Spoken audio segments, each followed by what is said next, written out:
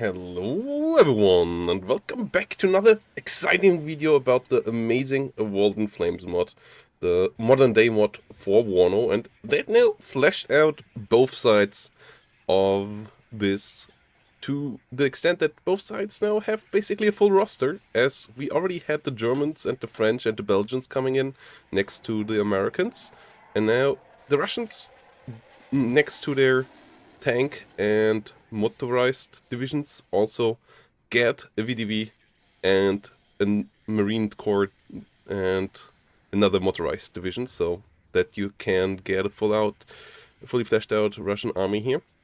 So this will be also a bit more interesting for team games with more variety on both sides of this, and we will have a look in this video about what is new with these three divisions, starting with the VDV one.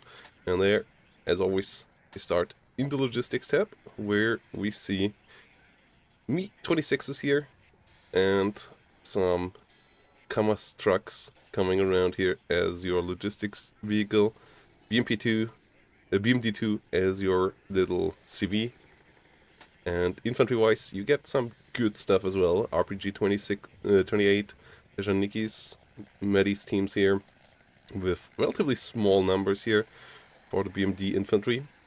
Tejan Pulmushiki, all with forward deployment obviously. This is where the airborne comes in. Those being the guys that messed up the operation in 2022 at Ostermal. Dejan Saperis here coming around as well with some thermobaric launchers. And you get some more RPG-30 and RPG-7 Tejanikis.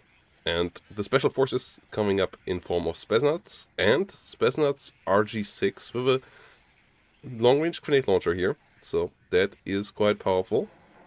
Spetsnaz with the RPOA, pretty decent combat capabilities here against infantry as well. So both of these pretty good anti-infantry squads. The normal Spetsnaz team being 12-man strength, so a bit stronger there. But both of these coming in with decent power.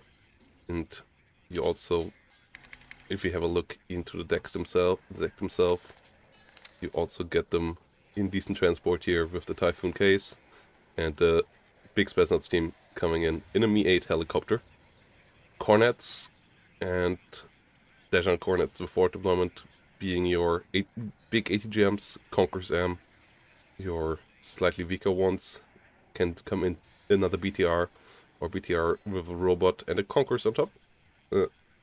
And the Mi-8 MTV here as a possible transport as well for these guys too. Artillery, obviously not that strong, has all to be light, so it can be moved around. We have one bigger howitzer, 152mm. It can come in a Mi-26, and obviously is a decent little gun, but nothing great. And then we get the Vena with decent range, decent damage, but and guided ammunition, and the normal Vena without the guided ammunition here coming around. Some little mortar cars here coming around with a rapid fire mortar in the top, and a 120mm mortar of the classic Nona coming around here as well, plus just the classic 120mm mortar teams moving around here. Tank tab, obviously, also all light stuff. Sprut being your best guns, good guns, but really lacking in armor, and you obviously don't get that many slots. And then you get a Cornet launcher and a Conquerors launcher, a bit older, a bit weaker, but yeah, Cornet here with smoke launcher, with good missiles, so pretty decent anti-tank vehicle. And the Sprut at least can be deadly, but obviously absolutely gets blown into smithereens when it gets hit as well.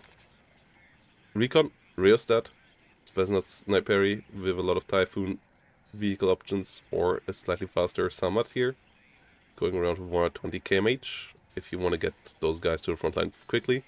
You got also Samad with a big MG on top, with the forward deployment here as well. And then your classic Dejan Niki Rajvetka teams, your Mod Rajvetka team in helicopter, including a Mi-35, Mi-8 rockets here, or Mi-35 with rockets and a gun pod in the front, and then Dejant Spetsvertretka, Special Forces here, with AA, with 10-man strength, so this is a good Special Forces recon team. AA and AT plus good strength, pretty good here, and a small little drone coming around for the recon part as well. AA, pretty weak as well. Strela 10M4s and also AKMs here coming around next to some Igla teams. Dejant Niki Igla coming around with double Igla and can at least come around in a Mi-24P, which has AA missiles on it as well, so that's a pretty cool option, but the team itself, yeah, it's still an Igla team. So it's not amazing, but it can do the job with the double shot. Helicopter tap has to be good, as your tank tap and AA tap are obviously big weaknesses, so you need to get some strengths here, and you get Mi-28s and Ka-52s, so really top end of the Soviet or the Russian helicopters. Mi-28s here coming around with Christian Temas, Vickers on the Ka-25s, Attackers, and also a couple of Igla teams here, normal rocket ones, and another Mi-35 with Attackers, the Ka-25, 52 coming only with 20% ECM, the Mi-28 coming in with 30% ECM, Mi-35 coming in with 25% ECM, so, and the NM even with 35% ECM. So this is the top end here with the best missile, with the Chrysanthema as well, that has some extra range and so on. Pretty strong helicopter. And the air tap is pretty good as well. Su-37 in a good couple of bomb variants. ATGMs here coming around as well. Cluster bomber. Then Su-25 with strong anti-tank missiles and guided bombs.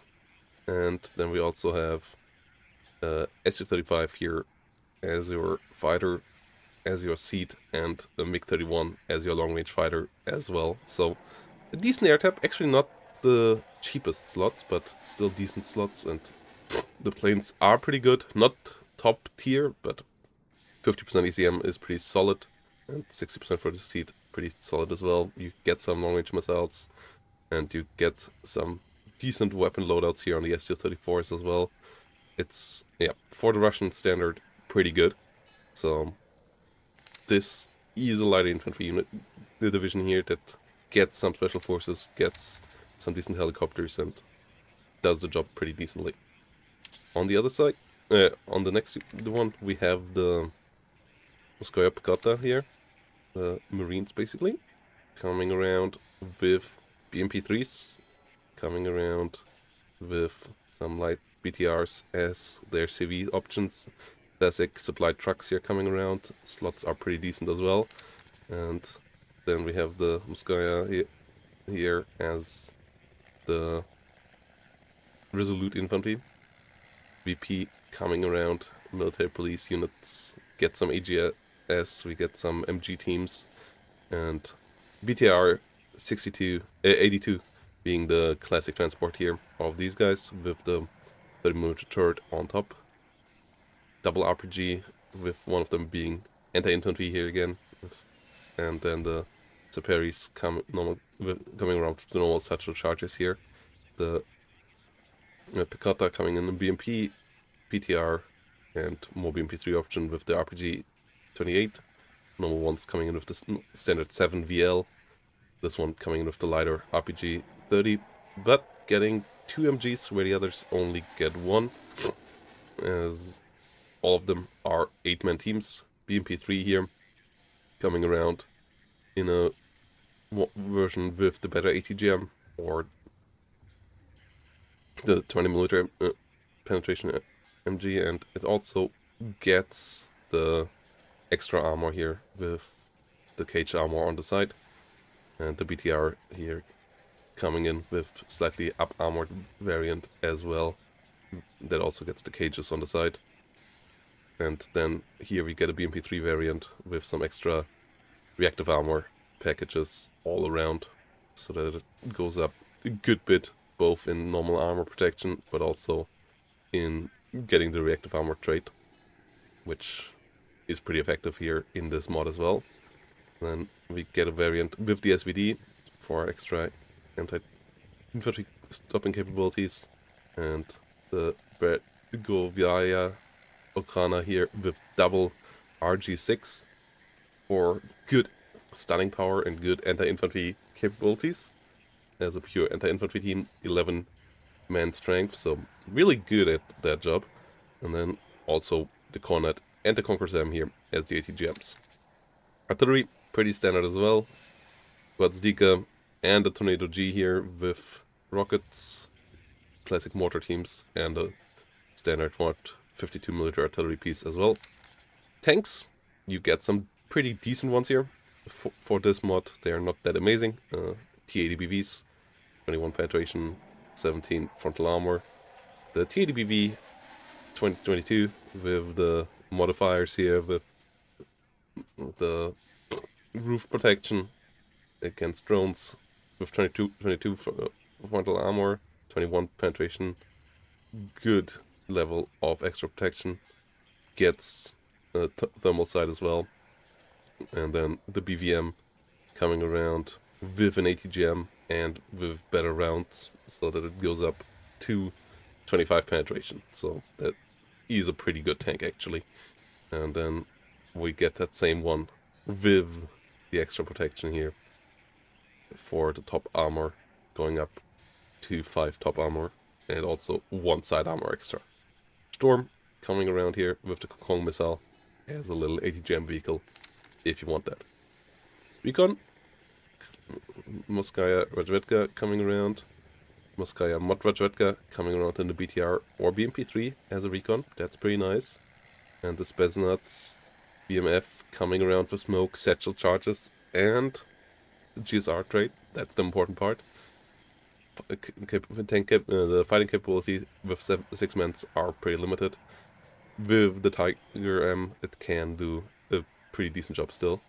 Recon, BMR, BRM3, so coming around here with a decent gun, but no ATGMs because it has the extra optics capabilities. So it is a really good optics unit. The autocannon also allows it to deal with the light vehicles, APCs especially, and the 5 frontal armor means that it might even survive a hit from a couple of things, but with the high penetrations in this mod, it won't be going that well. Smoke here, going pretty decently as well. T80BV Razvedka being a relatively low-class T80BV as well. And then you get a Corsair drone here, moving around. And a KA-52K with anti-radiation missiles. So that is interesting. A seed helicopter. The range of the seed missiles is not that amazing, but the anti-helicopter range is lower most of the time than the range of this, so this is still really, really interesting, and that should be interesting gameplay. And then we get decent AA here as well. We get the Iglas, we get a radar unit that helps out the S-400 to actually function well, because otherwise it won't really have the spotting capabilities, so you need this to spot for this, and this obviously is a pretty good anti-air. And then the Strela 10M4 is pretty decent against helicopters, so can help out on the front line as well. Helicopters, pretty limited. Couple K-52K and Mi-8 Escorty. Old school little helicopters. And the air is pretty bad as well. Su-30s as your main line with AT and a couple of MiG-29 13s coming around as your air-to-air planes next to some Su-30, and then an Su-30 seed variant here as well.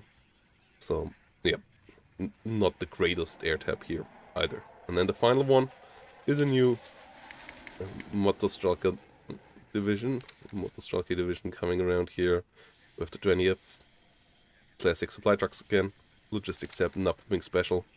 Motostrelki coming around with BMP3 options, or a BMP2 with the Cornet. So Cornet being the highest penetration level here, but The missiles out of the BMP-3 pretty good as well, and the BMP-3 is the better fire support unit.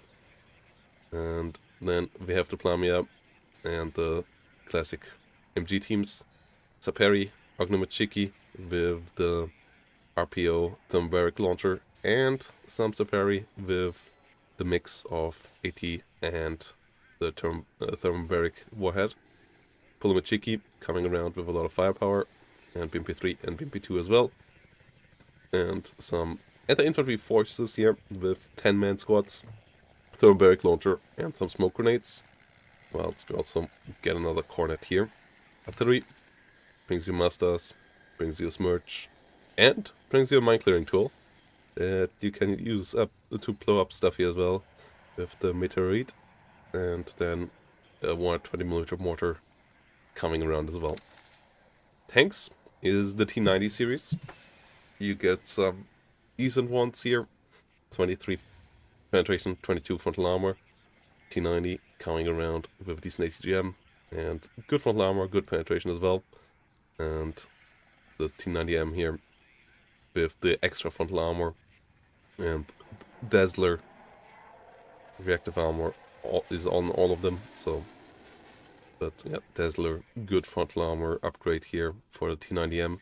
And the T90M OBR 2023 here coming around with even a bit more of all of this, coming around with the arena and active protection system added on top of all of this, so that it can deal a bit better with any incoming anti-tank guided weapons. And the 2020 variant here coming around with decent combat capabilities as well. You only get one card of the best ones though, but in general good slots, solid tanks, so pretty okay for this mod, but not the top end either. Cornet T launcher here doing a decent job as well. Recon tab, pretty standard, really limited slots. You get some Motorized, you get some Sniperi, you get some BRDMs, and you get a BRM with a 30mm autocannon, plus a 4-post little drone. AA is on the better side. You get Iglas, you get some Verba AA launcher as well. So getting a bit higher level accuracy here, better man pads, and then you get a Tunguska and a Tor with 2 air-to-air missile systems with capability of firing 2 and tracking 2 targets at the same time, so that is pretty powerful. And then S300 as your long range, so pretty capable little set here. AA is pretty good in this. And then helicopter wise, Mi-28s, pretty decent variants as well, including the NM here with top attack, air missiles, and yeah, Taka missiles on the others, which are pretty decent as well. Not the longest range, not the highest penetration, but still quite capable.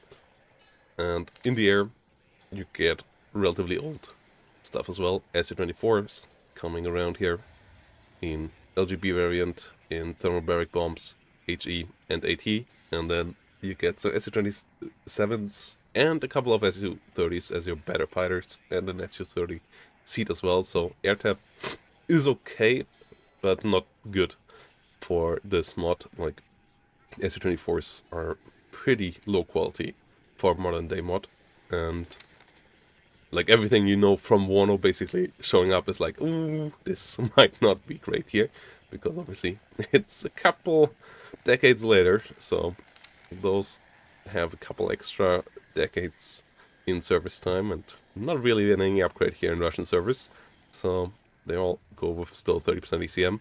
But yeah, this means that now both sides are pretty fleshed out, and that 10v10 games, for example, with this mod should be a lot more interesting, as the variety on the Russian side now is more interesting as well. And we will now get more nations, Belarus and the British coming up next, I believe. So it's going to be pretty interesting. Couple of ideas there for extra new toys and so on. A new trait is in as well, with big transports now being capable of transporting 2 units at the same time, or 3 multiple units at the same time, like for example the Mi-26 can carry a bit more than just one unit, so that's pretty cool as well. Basically taken from Broken Arrow. As yeah, you can just unlock that in WARNO for transport as well. Eugen just doesn't do it because they don't really have an UI representing it, and they want to have a better indicator for stuff like this, so they keep it locked for the base game. But you can enable it with mods, and that's what happened here. And yeah, in general, looks pretty good. Let me know down below what you would like to see from this mod in the future, and see you all in the next one.